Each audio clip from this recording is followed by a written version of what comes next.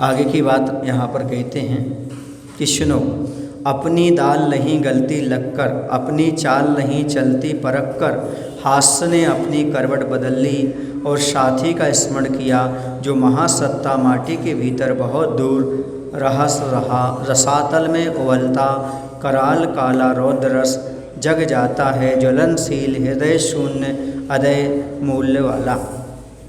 अब यहाँ पर चूँकि शिल्पी के समक्ष अपनी बात नहीं बनते, अपनी चाल नहीं चलते देख हास्य रस ने मुख मोड़ लिया और अपने साथी रौद्र रस को याद किया। जब व्यक्ति अकेला काम नहीं कर पाता तो किसको बुलाता है? अपने साथी को बुलाता है, अपने मित्र को बुलाता है। और यहाँ पर हास्य रस का मित्र रौद्र रस है, उस रौद्र रस को बुलाया जा रहा है। वह कहाँ पर है?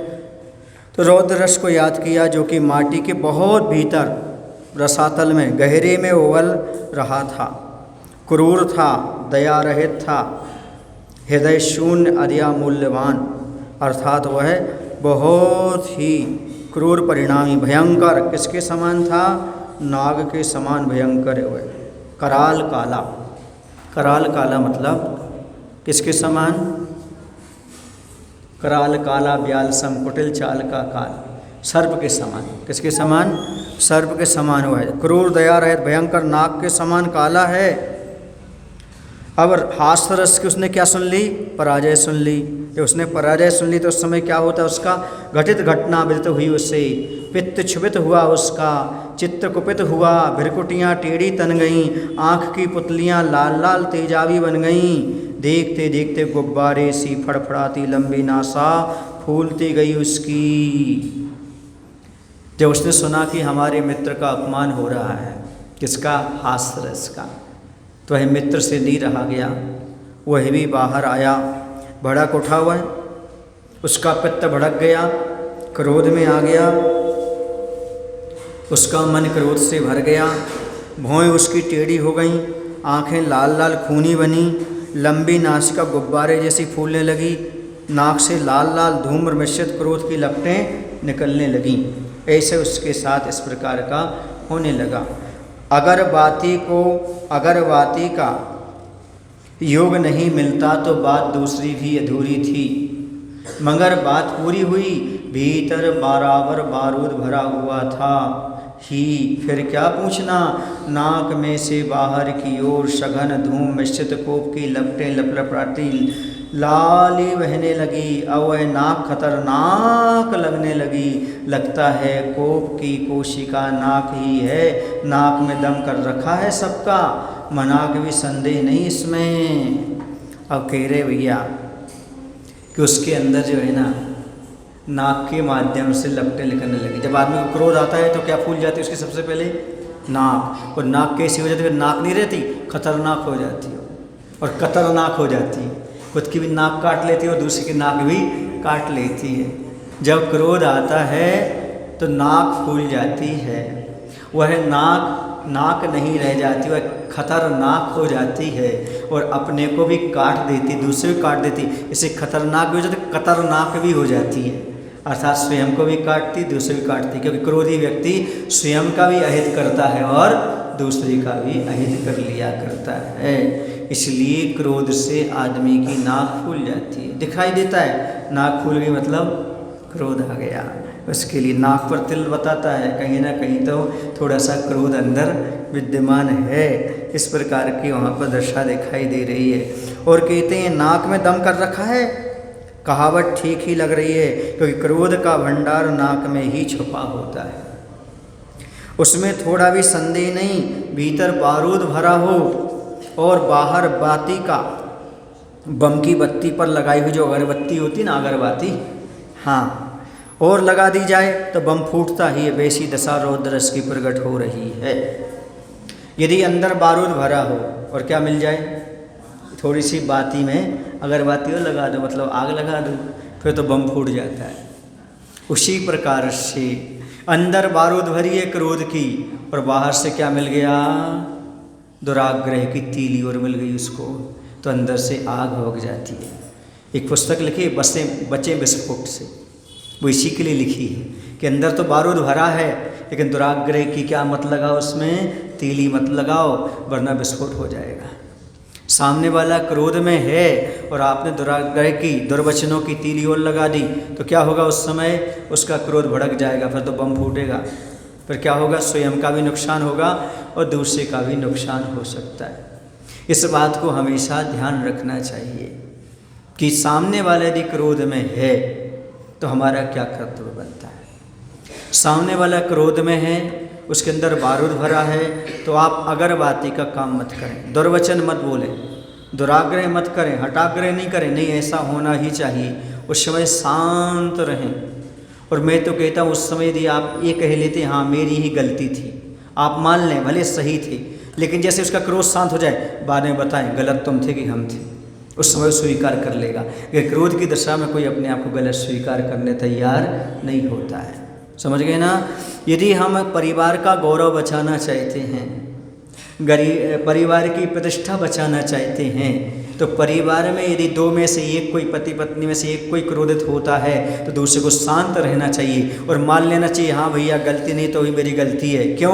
क्योंकि बाद में जब उसका क्रोध ठंडा हो जाए तो समझा दो गलत मैं नहीं था, गलत तुम थे, बात बन जाएगी। वरना उस समय तो बात गड़बड़ ही होगी।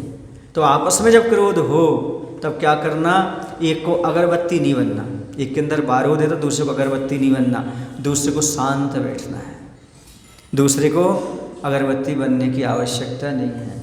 क्यों? क्योंकि वह है भड़क जाएगा, वरना क्रोध भड़क जाता है। और ऐसे ही होता है, छोटी छोटी बातों पर बातें बड़ी बड़ी हो जाती हैं। जब जवाब पर जवाब दिए जाते हैं, जवाब पर जवाब दिए जाते हैं, तो कटुता पैदा हो जाती है। और यहाँ शांत रह जाया जाए तो बहुत बड़ा काम बन जाता है। नाक में दम कर रखा है, और होता ही है, कभी कभी बच्चे उधम करते तो माँ बोलती तुमने नाक में दम कर रखा है। नाक में दम कर रखा माने जब देखो जब क्रोध दिलाते रहते हो, गलत काम करते हो, मेरे अंदर क्रोध उत्पन्न हो जाता है, नाक में दम कर रखा है।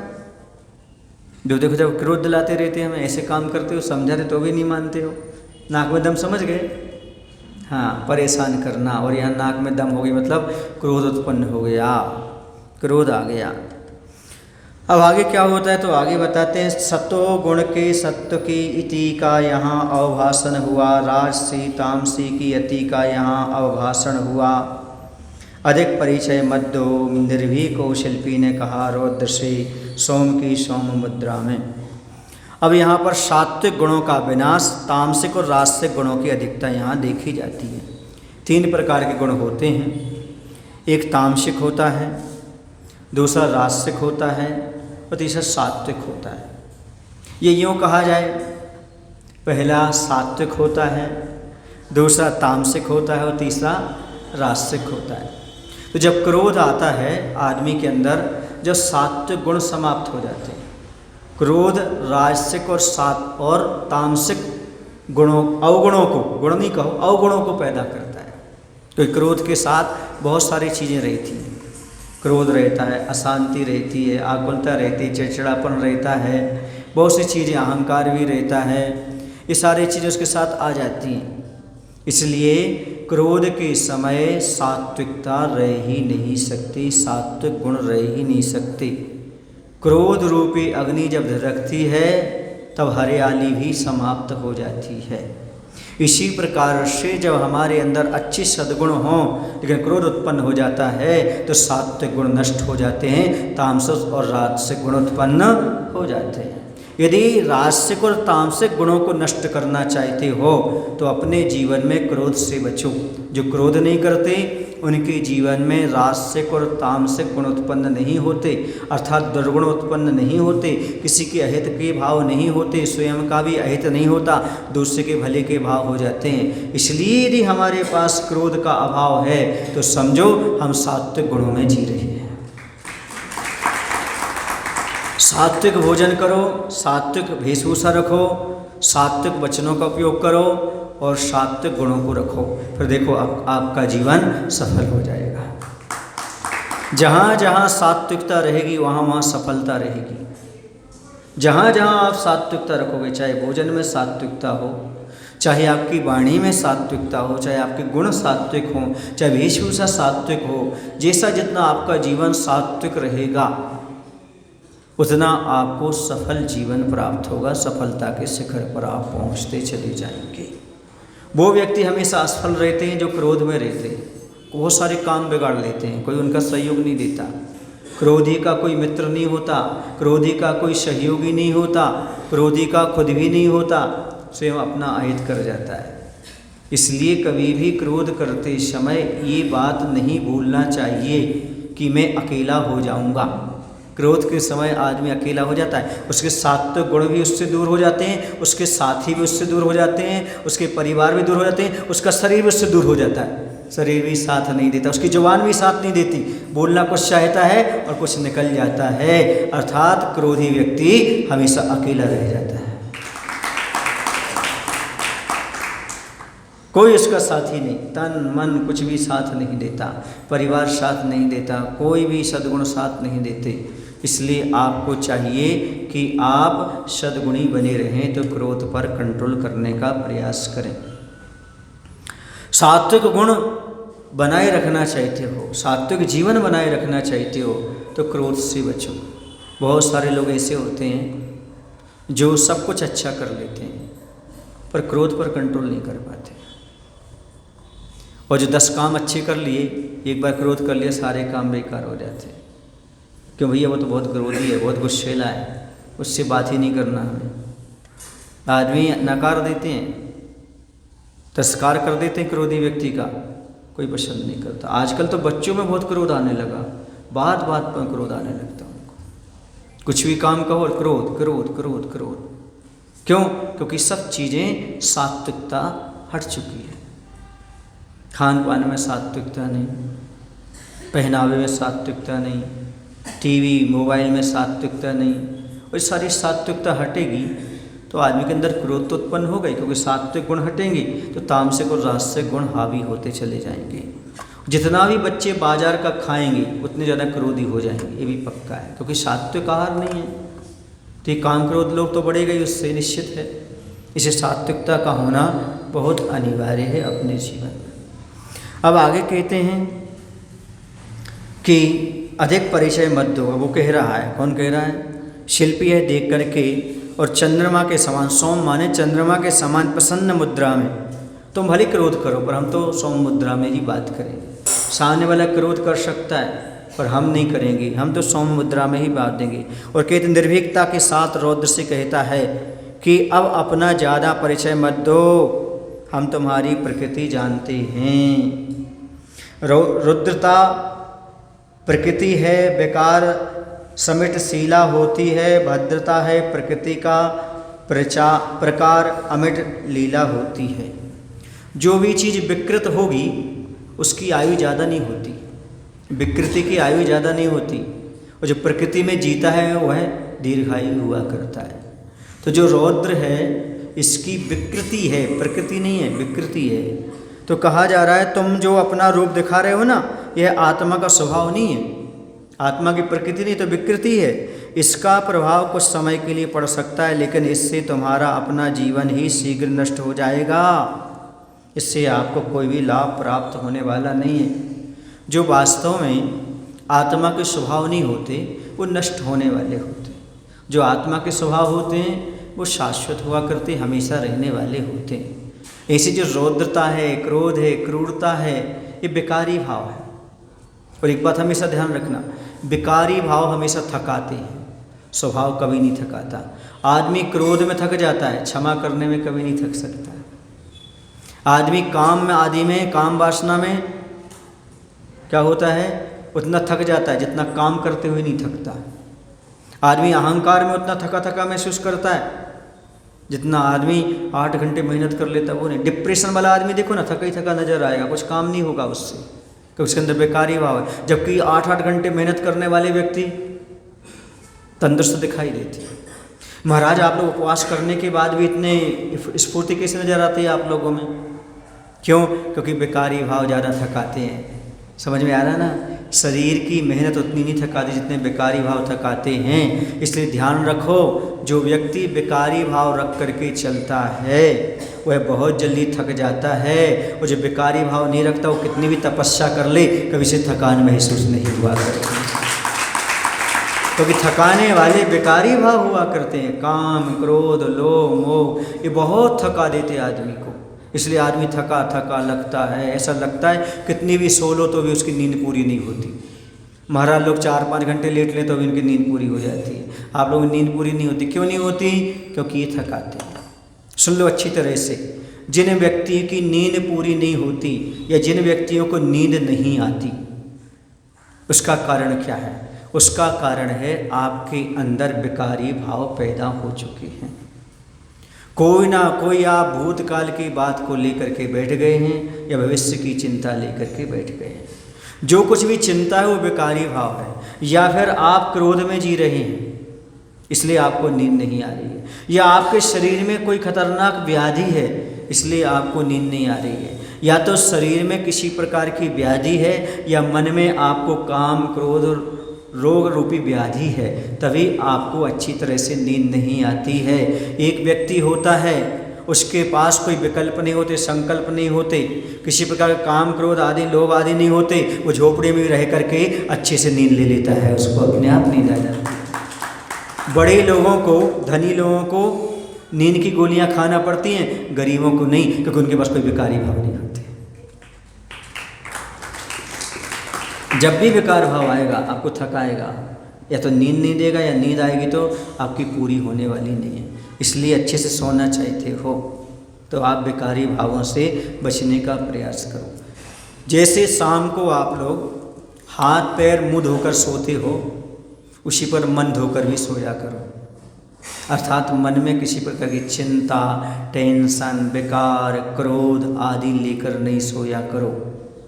जैसे आप पादुकाएं, जूते चप्पल बाहर उतार करके बिस्तर में बिना जूते चप्पल के सोते हो, उसी प्रकार से अपने मन में जो विकारी भाव कचड़ा पड़ा हुआ है, ऐसे राग, द्वेष, मोह, काम, क्रोध आदि, चिंता, वासना आदि को बाहर छोड़कर आया करो। आपको अच्छी नींद आएगी, नींद की गोलियां नहीं लेना पड़ेगी, आपकी थकान भी दूर हो जाएगी। लेकिन इन सब चीज़ के साथ रहोगे, कितना भी सो लो तुम थके थके महसूस करोगे। महाराज मैं 6-6 घंटे सो लेता हूँ फिर भी मेरी नींद नहीं जाती, या कोई लोग 2-2 घंटे डले रहते तो भी उनको नींद नहीं आती। अति निद्रा और अनिद्रा, इन दोनों के शिकार वो हो जाते हैं जिनके मन में विकार होते हैं, काम, क्रोध, लोभ, मोह आदि, या जिन्होंने तामसिक भोजन आदि कर लिया है या मन में चिंता तनाव को रख लिया है। इसलिए वो अनिद्रा के और अति निद्रा के शिकार हो जाया करते हैं। यदि आप सही निद्रा लेना चाहते हो और सही जीवन बनाना चाहते हो तो विकारी भावों से बचो, काम, क्रोध, लोभ से बचने का प्रयास करें और सात्विक भोजन करें, तनाव टेंशन ना करें, आपको अच्छी नींद आएगी, स्वस्थ नींद आएगी, स्वस्थ भूख लगेगी। इस बात को हमेशा ध्यान रखने की आवश्यकता है। और सुनो, यह सूक्ति सुनी नहीं क्या? आमद कम खर्चा ज़्यादा लक्षण है मिट जाने का, कुवद कम गुस्सा ज़्यादा लक्षण है पिट जाने का। सुनो अब अच्छी तरह से, 2 बातें बहुत अच्छी हैं। आदमी कब पिटता है और कब मिटता है। आदमी की बर्बादी के 2 निशान, आमद कम और खर्चा ज़्यादा लक्षण है मिट जाने के, कुव्वत कम और गुस्सा ज़्यादा लक्षण है मिट जाने के। समझ गए ना? पिट जाने के क्या अर्थ हुआ? आमदनी आपकी कम है और खर्चा ज़्यादा है, तो ध्यान रखो आप मिट जाओगे, बर्बाद हो जाओगे।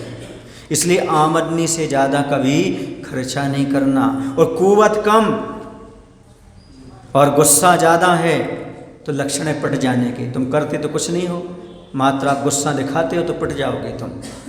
आमदनी कुछ नहीं, खर्चा ज़्यादा करते तो मिट जाओगे तुम। ये 2 चीज़ें याद रखो, आमदनी से ज़्यादा खर्चा करने वाले मिट जाते हैं और कुव्वत से ज़्यादा गुस्सा करने वाले पिट जाते हैं। इसका उल्टा कहें, जो व्यक्ति आमदनी से कम खर्चा करता है क्या बता दूँ अब मैं आपको? अब बता दूँ खुश रहने का तरीका। क्या रहने का? खुश रहने का तरीका, टेंशन फ्री रहने का तरीका ये है कि जितनी आमदनी हो उससे खर्चा कम करें, आय से खर्चा कम करें, और जितनी आप में कला है, कुव्वत है, हुनर है, उससे कम गुस्सा करें, तो आप अपने जीवन में टेंशन फ्री रह सकते हो, आनंद का अनुभव कर सकते हो। क्योंकि आमदनी से ज़्यादा खर्चा टेंशन का कारण है, और कुव्वत से ज़्यादा क्रोध करना टेंशन लेने और देने का कारण बन जाता है। इसलिए ना टेंशन दो और ना टेंशन लो, तुम भी टेंशन फ्री रहो, हम भी टेंशन फ्री रहें। इसलिए खर्चे पर कंट्रोल करो और क्रोध पर कंट्रोल करो। जो खर्चे पर और क्रोध पर कंट्रोल कर लेते हैं उनका व्यवहार बहुत अच्छा बना रहता है, परिवार भी बड़ा सुरक्षित बना रहता है। कुछ बातें सुन लें आप लोग, अच्छी बातें हैं ये।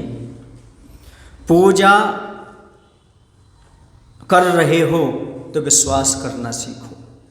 पूजा कर रहे हो तो विश्वास करना सीखो कि जो कुछ हम पूजन कर रहे हैं इसका हमें फल मिलेगा। हम सच्चे देव की पूजन कर रहे हैं। कुछ चाहो मत, मत विश्वास के साथ पूजन करो, देखा देखी पूजन मत करो। सामने वाला पूजन कर रहा है इसलिए मैं पूजन कर रहा हूँ, ऐसा आप पूजन मत करो, देखा देखी मत करो, विश्वास के साथ करो।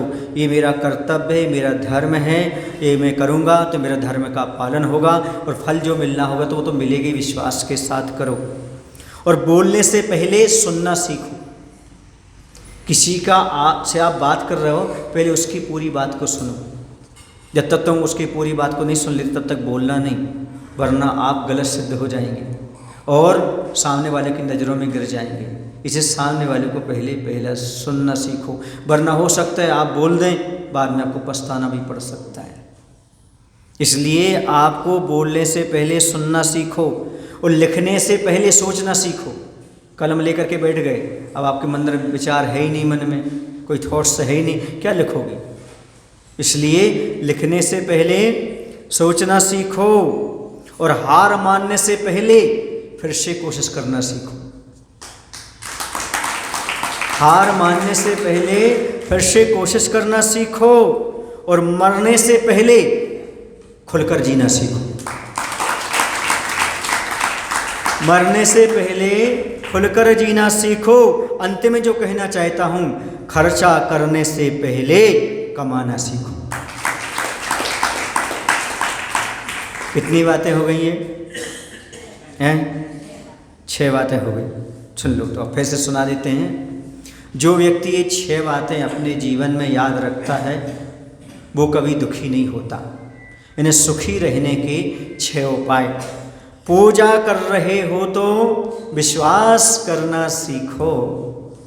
बोलने से पहले सुनना सीखो। सामने वाला क्या कह रहा है पहले उसकी पूरी बात को सुन लो फिर बोलो। लिखने से पहले सोचना सीखो, विचार करना सीखो, क्योंकि लेखनी जब चलती है, जब आपके अंदर कोई विचार हो, इसलिए पेन यहाँ रखा जाता है। अंदर पेन हो तभी तो बाहर का पेन कुछ लिखता है, हृदय में पेन नहीं तो बाहर का पेन क्या लिखेगा। फिर हार मानने से पहले फिर से कोशिश करना सीखो और मरने से पहले खुलकर जीना सीखो और खर्च करने से पहले कमाना सीखो। ये 6 चीज़ें जिसके जीवन में आ जाती हैं वह जीवन में कभी दुखी नहीं होता, आनंद का अनुभव करता है, हमेशा सुखी रहता है। इसलिए खर्च करने से पहले मेन मुद्दा ये है, कमाना सीखो। आदमी हो तो आमदनी पर विचार करो। आदमी हो तो आमदनी पर विचार करो और उतने ही पैर पसारो जितनी तुम्हारी चादर हो। चादर से ज़्यादा पैर पसारोगे तो आप हमेशा दुखी रह जाओगे। एक बार अकबर बीरबल, आप जानते ए माने अकबर और बी ने बीरबल, उन्होंने कहा बीरबल से कहा यदि आपके पास छोटी चादर दे दी जाए आपके शरीर से तो आप अपने शरीर को ठंडी से कैसे बचाओगे। उन्होंने कहा मैं चादर को बड़ी नहीं करूँगा, मैं अपने पैरों को संकुचित कर लूँगा, और जैसे मैं पैरों को संकुचित करूँगा वैसे ही चादर हमारे नाप की हो जाएगी। वैसे ही यहाँ पर कहा जा रहा है कि आपके पास आमदनी कम हो तो आप क्या करेंगे, तो आमदनी को ज़्यादा मत बढ़ाओ, खर्चा कम कर दो, उतनी ही आमदनी में काम हो जाएगा, आपका काम बन जाएगा आपका। लेकिन आजकल की बड़ी फैशन है, बड़ी दिक्कत है, सामने वाले का स्टैंडर्ड जैसा है वैसा स्टैंडर्ड मेरा भी होना चाहिए। झूठा है चल जाएगा पर चलना वैसा होना चाहिए। और स्त्रियों में तो साबिका में तो बहुत बड़ी होड़ रही थी, उनके पास ऐसा है तो हमारे पास ऐसा होना चाहिए, ऐसा है तो हमारे पास ऐसा होना चाहिए। एक उदाहरण समझा दें आपको, समझा देता हूँ। एक पति शहर में आया था, उसकी आमदनी कम थी, उसने फ्लैट तो किराए से लिया, लेकिन जो किराए से लिया वो जो था लगभग उसको 10,000 रुपये देना पड़ते थे, 10,000 महीने के। लेकिन उसकी जो पत्नी की सहेली थी वो 15,000 रुपये वाले में रहती थी।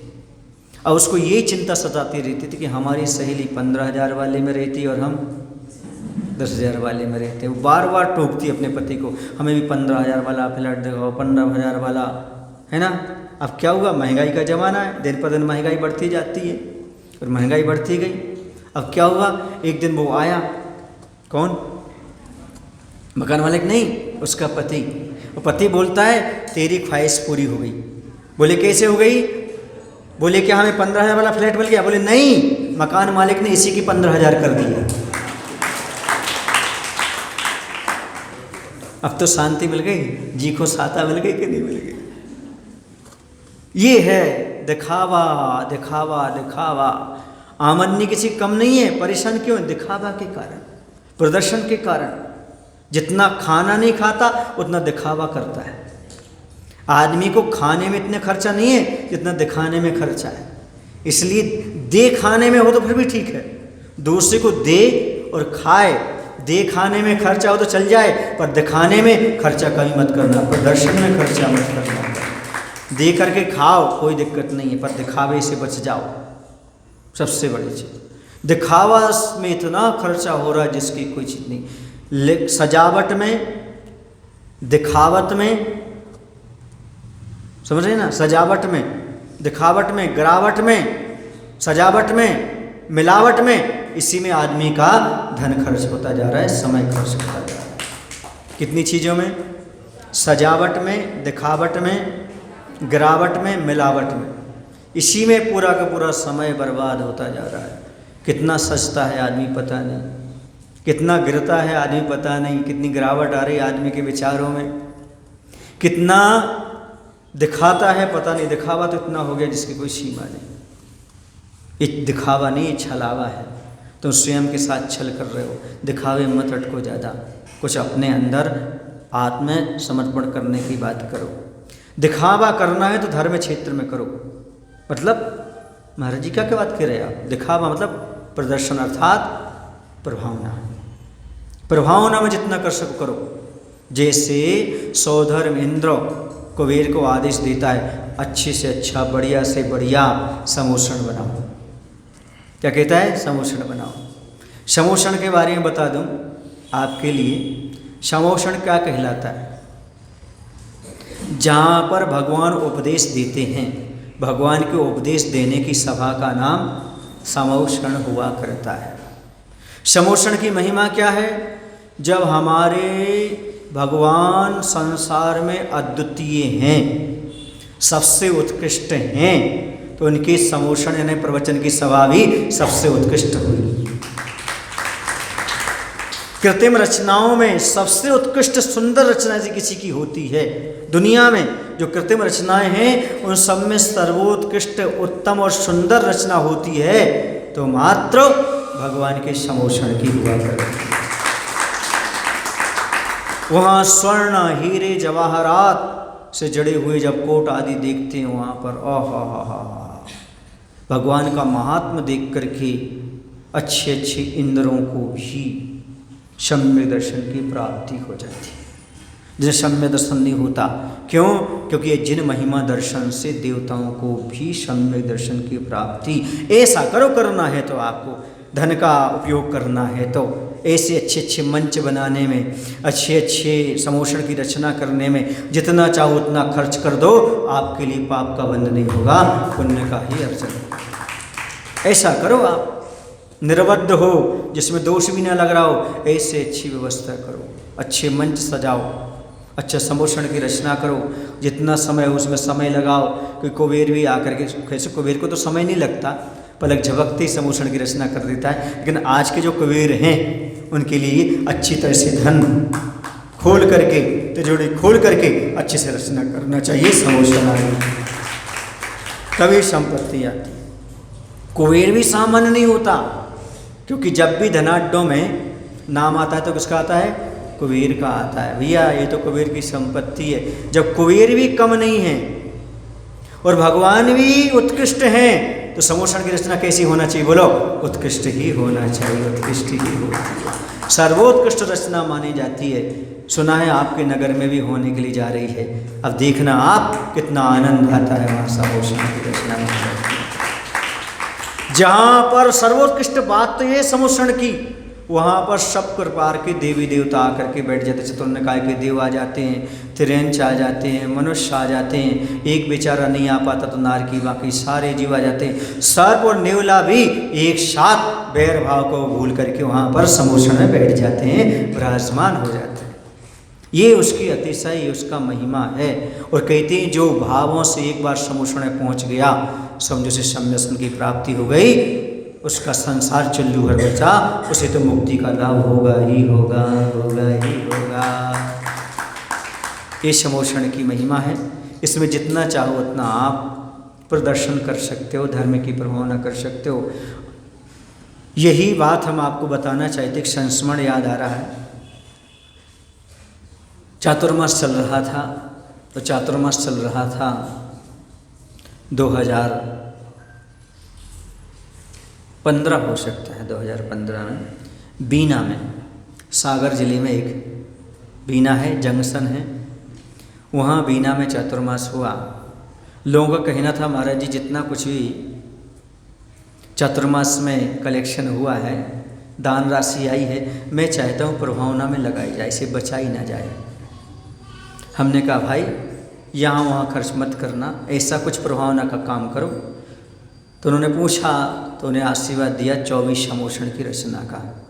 उन्होंने 24 समोषण की रचना की, इतनी अद्वितीय रचना की 24 समोषण की कि जैन अजैन लगातार लाइन से आकर के देखते थे समोषण कितने सुंदर लगे हुए, समोषण कितने सुंदर। एक बच्चा रोज आता था, वैष्णव अग्रवाल समाज का था, वो रोज दर्शन करता था। वो शाम को बయ్యवत्ती के समय हमारे पास आया और उसने एक ही भावना की, महाराज जी क्या मैं जैनी नहीं बन सकता? मैंने कहा ऐसा क्यों कह रहे हो तुम? बोले महाराज जी समोषण देख करके, भगवान देख करके आज मुझे ऐसा लग रहा है सच्चा यदि कोई धर्म है तो जैन धर्म ही है। मुझे जैनी बना लो, और नहीं बना पाओ तो ऐसा आशीर्वाद दो अगले जन्म मेरा जन्म हो तो जैन कुल में हो, मैं ताकि जैन धर्म को अच्छी तरह से समझ सकूं, जान सकूं। ये है प्रभावना। क्या चीज़ है? वह देख करके अरे भगवान तो सच्चे ऐसे भगवान होते हैं, अस्त्र शस्त्र कुछ भी नहीं, समोषण पड़ा हुआ है वैभव, लेकिन 4 अंगुल ऊपर हैं सारे देवी देवता जिनकी आराधना पूजन कर रहे हैं, जिन्हें किसी से कोई मतलब नहीं है, ऐसे सच्चे भगवान होते हैं। ना राग ना द्वेष, ना किसी से खुश ना किसी से नाराज। ये हैं हमारे बीतराग जनराज। ये है सम्य दर्शन का कारण बने, प्रभावना अंग का कारण इसी का नाम है। अन्य लोगों को भी जिन धर्म का महात्म्य समझ में आए उसे कहते हैं प्रभावना। जिन धर्म क्या होता है? प्रकाशात, सात प्रभावना। जिन धर्म के महत्व का प्रकाशन करना, इसका नाम प्रभावना है। खर्च करना है तो प्रभावना में करो, दिखावा व्यर्थ का मत करो, अच्छी तरह से दान पुण्य करो। समझ में आना ना? हाँ। एक और आपको संस्मरण सुना दूं आचार्य भगवंत का। आचार्य भगवंत के सानिध्य में बेगमगंज में उस समय मैंने चातुर्मास किया था आचार्य की आज्ञा से। तो आचार्य की आगवानी की थी 2008 में, नए वर्ष में 1 जनवरी को आचार्य की आगवानी की थी। उस समय वहाँ पर आचार्य का 1 महीने तक प्रवास रहा था। 1 माह तक साधकों को, बेगमगंज के साधकों को लाभ मिला था।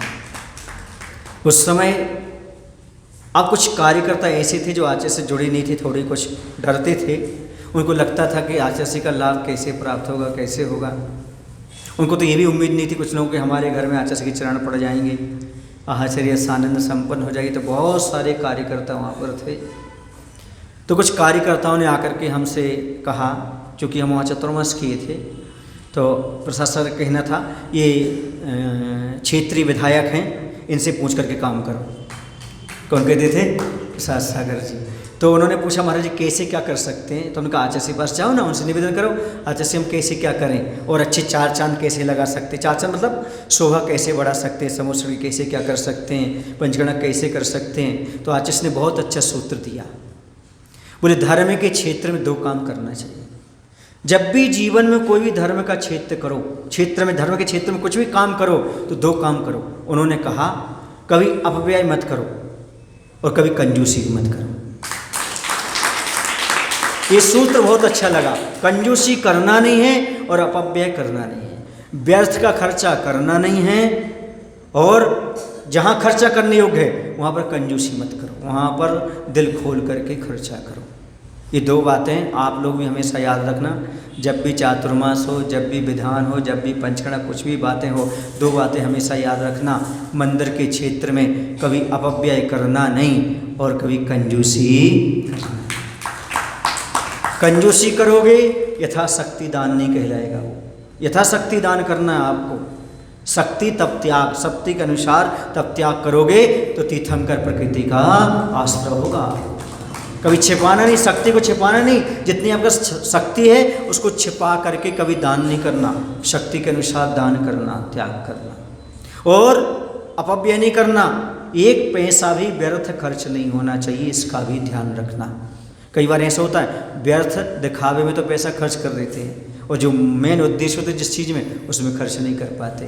बस वैसा ही वहाँ पंचगणक हुआ। आचार्य ने कहा बहुत अच्छा, जैसा सूत्र दिया था वैसे ही कार्य हुआ। कैसा कैसा? अपव्यय से बच गए और कंजूसी से बच गए। बहुत अच्छा, बहुत अच्छा। तो इसका हमेशा ध्यान रखना। जो व्यक्ति धर्म के क्षेत्र में कंजूसी करते हैं उसी दिन से उनकी धन हानि शुरू, क्योंकि आपके पास क्षमता थी पर आपने वो काम नहीं किया। क्यों? अभी तो दान दिया था, अभी तो किया था, तो कमाया भी तो है तुमने उतना। कमाने में भी सोचा करो, हम इतना कमा रहे हैं तो हमें इतना खर्च भी करना है, क्योंकि जितनी नाव में पानी आ रहा है उतना बाहर भी करना है। नाव में बाढ़े पानी और घर में बाढ़े दाम, दोनों हाथ उलीचियो यही सयानों काम। सयाने लोग ऐसे काम करते हैं, मूर्ख नहीं, सयाने लोग, समझदार लोग। जितना जितना नाव में पानी बढ़ता जा रहा उलीचते जाते हैं, क्यों? उन्हें पता है यदि जाना भर जाएगा तो नाव डूब जाएगी। ऐसे घर में यदि दाम बढ़ता है तो दान भी करते जाना चाहिए, वरना गृहस्थी भी डूब जाएगी। कहाँ डूब जाएगी? अधिक परिग्रह, अधिक आरम्भ कहाँ ले जाएगा? नरक में ले जाएगा। इसलिए कभी भी ऐसा नहीं करना, शक्ति से ज़्यादा नहीं करना, और शक्ति को छिपा करके भी दान पुण्य आदि नहीं करना चाहिए अपने शक्ति के अनुसार, वरना आगे मिलता नहीं है। ये सब चीज़ें आगे नहीं मिलती, आगे उसी को मिलती हैं जिनका सदुपयोग करता चला जाता है। इसलिए कभी कंजूसी नहीं करना और कभी अपव्यय नहीं करना। ऐसे करोगे तभी आपको आनंद का अनुभव होगा। समझ में आया ना? तो एक बार एक सेठ जी थे, उनकी प्रसिद्धि थी ये व्यर्थ खर्चा नहीं करते। उन्होंने एक मंदिर बनवाने की बात कही। क्या कहने की बात कही? और मंदिर बनवाना था, तो मंदिर बनवाना था तो जो ठेकेदार था, ठेकेदार को बुलाया गया। ठेकेदार सामने बैठा, उसे चर्चा की तो क्या हुआ कि जो घी था, वो घी का व्यापारी था वो सेठ, तो घी यहाँ से वहाँ कर रहा था, थोड़ा घी उसके बर्तन में गिर गया। उस तत्काल उठा करके उसको चाट लिया। किसको? घी को। और ठेकेदार सोचने लगा इतना विशाल मंदिर बनाएगा, इतना खर्चा कैसे करेगा? जब एक बूंद घी को चाट गया ये तो मक्खी चूस लगता है, ऐसा उसके मन में विचार आया। लेकिन उसने कहा भाई मंदिर बनवाना चाहते, उसने परीक्षा लेना चाहिए ठेकेदार ने। उसने कहा भाई पहले हमें आपको मजदूरों के लिए 1.25 मन घी देना पड़ेगा। क्या देना पड़ेगा? उसने कहा ले लो, वो रखा है ले जाओ। उसने कहा मुझे घी नहीं चाहिए, मैं तो आपका परीक्षण करना चाहता था कि आप इतना खर्च कर पाएंगे कि नहीं कर पाएंगे। इंजीनियर साहब भानु इतना इंजीनियर वो क्या ले रहा है, इतना खर्चा कर पाएगा कि नहीं कर पाएगा, ये परीक्षण ले रहा है। उसने कहा ध्यान रखो, यदि सही समुचित उपयोग होना है तो 1.25 मन क्या, जितना मन चाहो उतना घी ले जाओ, लेकिन यदि अपव्यय करना तो 1 बूंद भी नहीं करने दूंगा। अपव्यय के लिए मना है, सदुपयोग के लिए मना नहीं है। समझ रहे ना? कंजूसी नहीं उस सेठ के पास, अपव्यय से डरता है। जो व्यक्ति अपव्यय से डरता है वो कंजूसी नहीं करता, वही बड़े बड़े जिनालयों का निर्माण करता है। ये कहानी का उद्देश्य अब आपको समझ में आ गया। धार्मिक क्षेत्र में इसका ध्यान रखना, मंदिर के निर्माण में कितना भी लग जाए, लेकिन व्यर्थ का 1 पैसा भी नहीं बहना चाहिए, खर्च नहीं होना चाहिए। तो यहाँ पर आमद कम और खर्चा ज़्यादा लक्षण है मिट जाने का, और कुवत कम गुस्सा ज़्यादा है लक्षण है मिट जाने का। तो अर्थात आमदनी धन की आय कम हो और खर्चा ज़्यादा हो तो परिवार का सुख चैन मिट जाता है, और ताकत कम हो और गुस्सा ज़्यादा होवे तो पिटने के आसार यानी लक्षण समझ में आने लगते हैं। समझ गए ना? यदि पहलवान से लड़ोगे तो दांत टूटेंगे, इसलिए कुवत के अनुसार हर किसी से गुस्सा नहीं दिखाओ, हर किसी को नहीं करो, वरना बर्बाद हो जाओगे। समझ में आ रहा है ना? एक आदमी पहलवान के सामने पहुंच गया। किसके सामने पहुंच गया? पहलवान के सामने। उसने कहा ए तुम्हारी ताकत क्या है, तुम जानते नहीं क्या? तो उसने एक गाल में चाटा दिया। बोले आपने बताओ मजाक में मारा कि सही में मारा? बोले सही में मारा। हाँ। बोले मजाक पसंद नहीं है मुझे, आगे चल गया। समझ में आ रहा ना? क्योंकि पहलवान से कौन उलझे, कुवत कम है, गुस्सा दिखाओगे तो पिट जाओ। इसलिए आप लोग भी कुवत जितना है उतनी गुस्सा किया करो, ज़्यादा में तो क्या होगा, पिट जाओगे। पहलवान पीट देगा आपको। मतलब कहने का तात्पर्य तुम करते कुछ नहीं हो, क्रोध ही क्रोध करते हो तो तुम्हारी ज़िंदगी बर्बाद हो जाएगी। कुछ करना सीखो फिर क्रोध करो, कोई बात नहीं। आदमी उसका क्रोध सहन कर लेता है जो कुछ करता है। जो गाय दूध देती उसकी लात सह सकता है आदमी, और जो दूध नहीं देती उसकी कोई लात नहीं सह सकता। इसलिए कह रहे हैं कुवत हो तो आदमी क्रोध सह सकता है घर परिवार में। तुम कमाते नहीं और व्यर्थ में क्रोध करते हो, तुम्हारी इज्जत कुछ नहीं है, पिट जाओगे, कोई भी आपकी कीमत करने वाला नहीं है। पहले आप कुवत पैदा करो फिर क्रोध करो। यदि बिना कुवत के क्रोध करते हो तो घर में इज्जत नहीं रहेगी, कभी भी आपकी पिटाई हो सकती है। घर में समाज में क्रोध जब उचित है, जब आप कुछ अच्छे काम करते हो तब आपके क्रोध को आदमी सहन करेगा। समझिए ना? क्रोध एक ऐसी चीज़ है जो पीने की लायक है।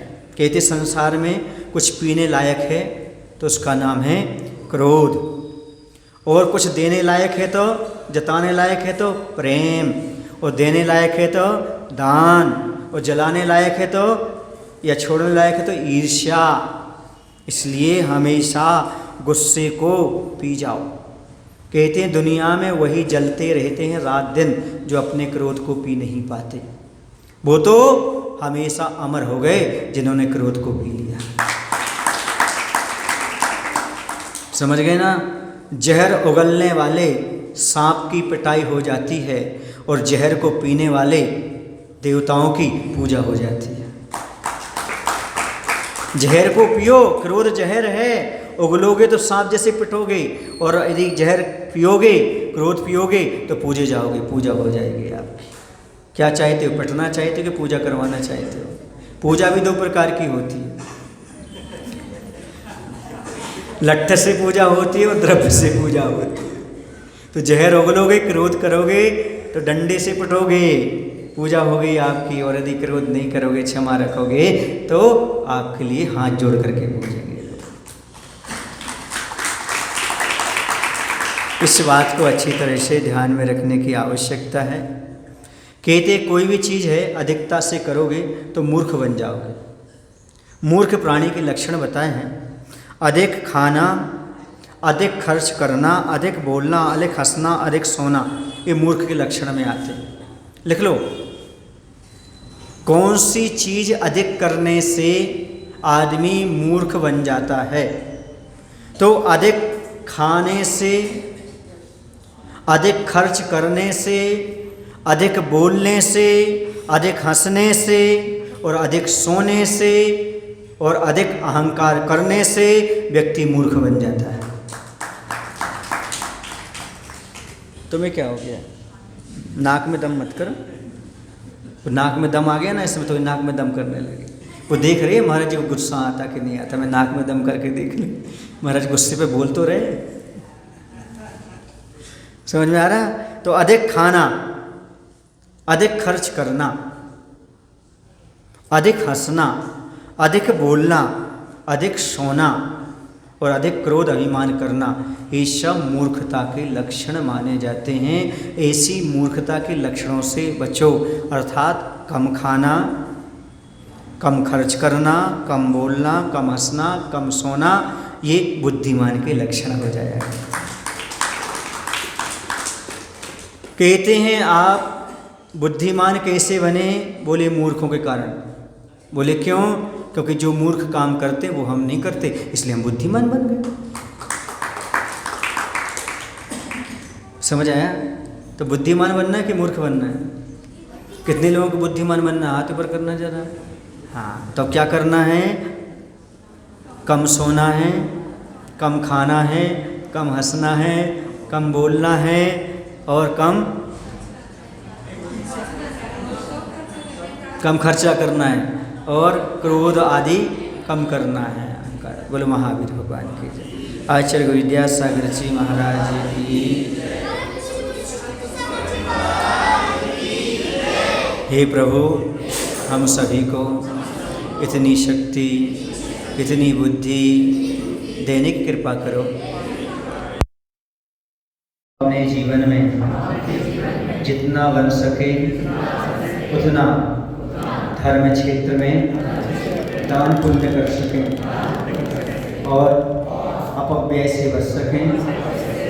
कभी भी धर्म क्षेत्र में कंजूसी ना करें एवं जैसे बने वैसे हम अपने जीवन में क्रोध आदि विकारी भावों से बच सकें। नमोस्तु वाणी के ज्ञान में सूझे तो कालो, सोवाणी मस्तक धरो सदा देख मुंडो, तेज वाणी भारती मातो जपो जय, जो तेरो शरणा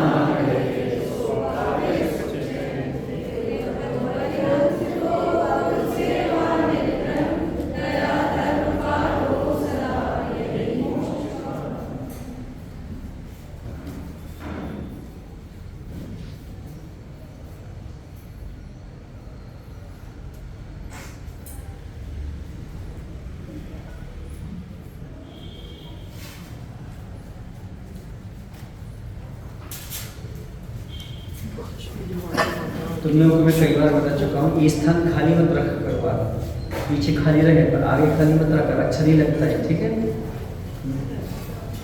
ये चालू ही रखेंगे।